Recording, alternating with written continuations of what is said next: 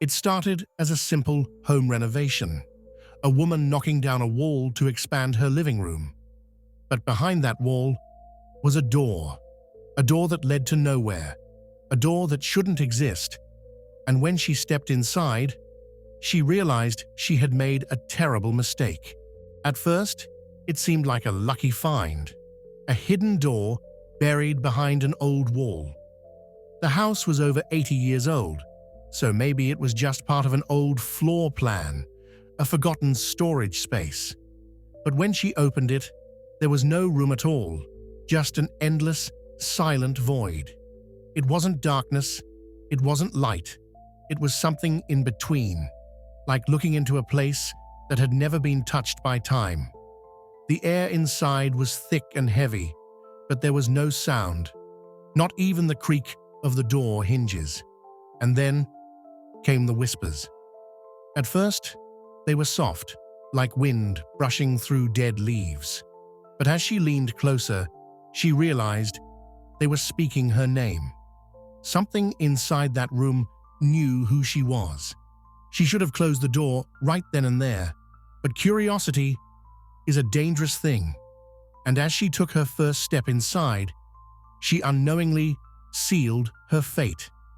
This is the terrifying story of the silent room. At first, it felt like a dream, the kind where you're standing in a place that shouldn't exist, and yet it feels like it's been waiting for you all along. The woman, let's call her Claire, stepped through the door, half expecting to find an old storage room covered in dust. But instead, she found nothing. The space stretched infinitely in all directions, like a blank void that had never been touched by light, color, or life. But the moment her foot crossed the threshold, she noticed something deeply wrong.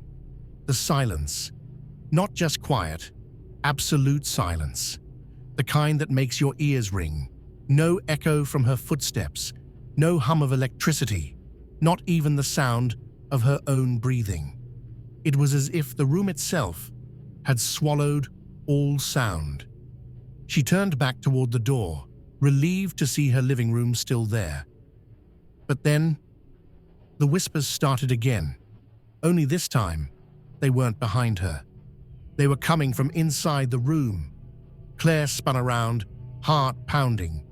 The whispers were closer now, circling her like unseen voices in the dark. And then something moved, a shape, just barely visible, shifting in the silence. It wasn't a shadow, it wasn't a reflection. It was something standing there, watching her. Her instincts screamed at her to run, but the door was already closing. If you thought stepping inside was a mistake, what happened next proves there was no way out. Claire lunged for the door, but it was too late. The moment it shut, the room changed. The air felt heavier, pressing against her skin like thick, humid fog. The whispers grew louder, more distinct. They weren't just voices anymore. They were memories, her memories. She heard herself crying as a child, alone in the dark. She heard her own voice, repeating things she had never told anyone. Regrets, secrets, fears. The room wasn't empty. It knew her. Claire staggered backward, gripping her head as the voices flooded in. And then she saw it, a figure shifting in the void. Not quite a shadow, not quite a person. It moved like a reflection without a mirror, glitching, stuttering, growing closer with every flicker of silence. She screamed, but no sound came out. The figure raised its head. It had no eyes, but somehow she knew it was looking right at her. Then, in a voice identical to hers, it whispered, "You shouldn't have come here." A cold hand grasped her wrist, and the room swallowed her whole. Some say it was just a hallucination, but then why was she never the same after that night? Hours later, Claire's friends found her collapsed on the floor of her living room. The strange door, gone, as if it had never existed. When they shook her awake, she gasped for air, like someone who had been drowning in silence. But the worst part, Claire couldn't remember what happened inside. She tried to explain, but every time she did, her throat closed up, like something didn't want her to speak. At first, people thought it was stress, a breakdown, but then they noticed something different about her. Claire wasn't acting like herself.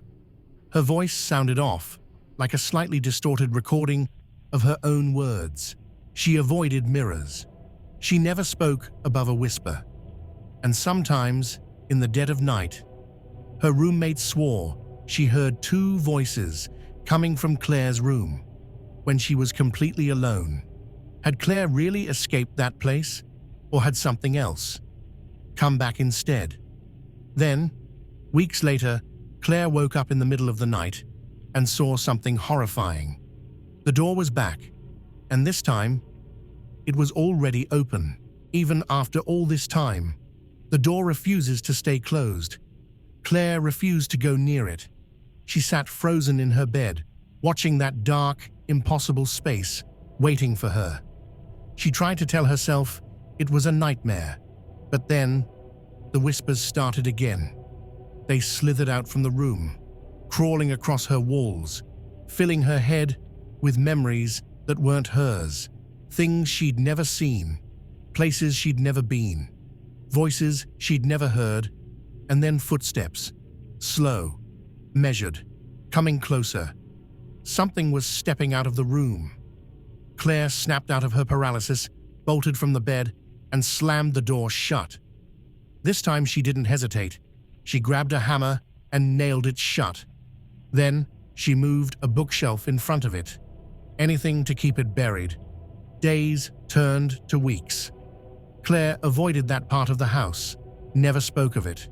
She told herself it was over. But the whispers never stopped. And then, one night, she woke up to the sound of wood creaking. The bookshelf hadn't moved. The door was still shut. But there, in the darkness, something was knocking. Not from inside the room, from the other side of the wall, like it had found another way through. Just when Claire thought she had sealed it away forever, the truth proved otherwise. She had to leave. She packed her bags, called a moving company, and within a week, she was gone. She never told the new owners about the door. She didn't dare. For a while, things seemed normal. The nightmares faded. The whispers stopped. Life went on. But then, one final message arrived. A text from an unknown number. It was a photo. Claire's old bedroom. The bookshelf she had left behind, pushed aside. The door, standing wide open. And beneath it, a single message. You left the door open, Claire. Now it knows where to find you. Her phone buzzed again. Another message. But this time, it wasn't text. It was a recording. A voice. Her voice. Whispering, "You shouldn't have left me behind." Do you believe Claire ever really escaped? Or did something else take her place? And the real question is, if you ever find a door where there shouldn't be one, would you open it? If this story sent chills down your spine, wait until you hear this next case. It's even darker. Click now if you dare.